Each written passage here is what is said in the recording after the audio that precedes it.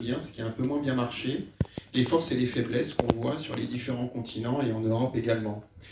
Ce qui me frappe, au-delà des différents modes de capitalisation aujourd'hui, c'est que peu importe à qui je parle, le sujet de la retraite, pour les raisons qui viennent d'être évoquées, en particulier la longévité, les problématiques de dépendance et la natalité, est une problématique qui n'est pas une problématique française, c'est une problématique mondiale. Après, c'est vrai qu'on est tous différemment équipés. Et chez Fidelity, il y a une grosse activité d'épargne retraite aux États-Unis, il y a une grosse activité d'épargne retraite au UK, en Allemagne, à Hong Kong.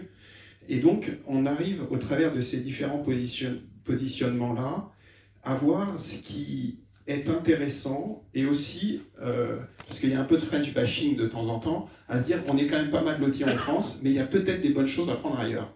Si je regarde les États-Unis, c'est clairement pas un modèle qui fait rêver, si je suis très honnête. Et au moins un modèle qui est intéressant parce que, Jean-Hervé, vous disiez tout à l'heure effectivement que les montants en termes de capitalisation sont très inférieurs en France par rapport aux autres pays.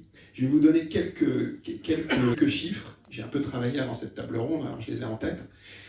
La CAPI aux États-Unis, c'est 50 000 milliards. Alors ok, il y a 350 millions d'habitants, mais c'est 50 000 milliards. Dans ces 50 000 milliards, vous avez 10 000 milliards sur ce qu'on appelle le 401K, qui est l'équivalent du père collectif, et vous avez 20 000 milliards sur l'IRA, qui est l'équivalent du père individuel. Si je regarde des pays qui sont plus proches de nous, comme l'Allemagne, on n'est pas si éloigné que ça. On est en pourcentage du PIB, on est entre 15 et 20%, alors qu'on est à 13% aujourd'hui en France sur la CAPI avec les 400 milliards qu'on évoquait. Si je regarde l'Italie, c'est inférieur à nous. Ils ont moins. Si je regarde la Hollande, ils ont 150% du PIB. C'est 1800 milliards, c'est un petit pays, il y a 18 millions d'habitants, mais c'est une situation avec une retraite par capitalisation collective qui est très puissante, même s'ils se dirigent de plus en plus de Libye vers ici. Donc en fait, il y a plein de modèles qui sont différents, et il n'y a pas un bon modèle. Il y a des modèles qui sont un peu plus résilients que d'autres pour des raisons historiques. On peut parler de la Norvège par exemple.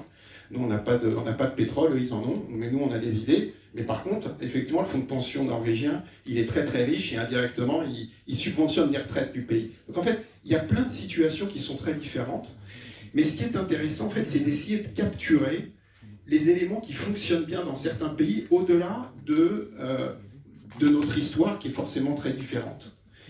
Et ce qui, je trouve intéressant, moi, la seule chose que je trouve intéressante sur les États-Unis, c'est la capacité qu'ils ont eue à démocratiser l'investissement dans le 401K, au travers d'outils ultra digitalisés, au travers vraiment d'un accompagnement et de scoring. Vous remplissez en quelques minutes des fichiers et on vous dit quelle est votre note pour la retraite de 0 à 10 et qu'est-ce que vous devez faire. En fait, vous êtes extrêmement accompagné.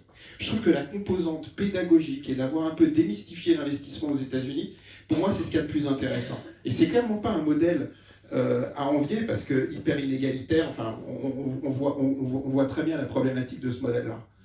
Je trouve que le modèle allemand est extrêmement intéressant aujourd'hui. Le modèle allemand, pour ceux qui connaissent un peu l'Allemagne, il y avait un modèle d'individualisation de capitalisation qui s'appelait le Riester sous Schröder, qui a été mis en place au début des années 2000, qui n'a pas du tout fonctionné pour plein de raisons, mais une des raisons pour lesquelles il n'a pas fonctionné, c'est parce qu'il y avait une proportion à fournir une garantie très importante. Et en fait, l'avantage qu'on a pour la retraite, c'est qu'on a un peu de temps devant soi normalement et qu'on peut aller sur les actifs risqués.